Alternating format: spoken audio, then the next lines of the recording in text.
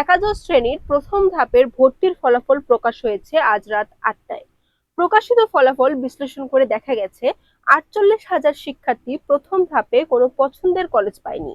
এর মধ্যে সর্বোচ্চ ফল জিপিএ 5 পেয়ে প্রথম ধাপে ভর্তির জন্য কলেজ মনোনয়ন পায়নি ৮,৫০০ শিক্ষার্থী। আরো একজনও শিক্ষার্থী পায়নি ২২০টি কলেজ। কলেজ না পাওয়া শিক্ষার্থীদের কি হবে জানতে চাইলে ঢাকা শিক্ষা বোর্ডের চেয়ারম্যান অধ্যাপক তপন কুমার সরকার বলেন, কলেজ পছন্দের সময় সব ভালো মানের কলেজকে পছন্দ দিয়েছে। তাদের উচিত ছিল তার প্রাপ্ত নম্বরের দিকে নজর রেখে কলেজ পছন্দ দেওয়া। তাদের ভর্তিতে সমস্যা হবে না জানিয়ে বোর্ড চেয়ারম্যান বলেন, এসব শিক্ষার্থীদের আবেদন স্বয়ংক্রিয়ভাবে দ্বিতীয় ধাপে চলে যাবে। এখন শিক্ষার্থীদের অনলাইন আবেদনে গিয়ে পছন্দক্রমে পরিবর্তন আনতে হবে। কলেজ না পাওয়া শিক্ষার্থীদের প্রতি আমার পরামর্শ থাকবে তারা যেন পছন্দক্রমে নতুন কিছু কলেজ যোগ করে।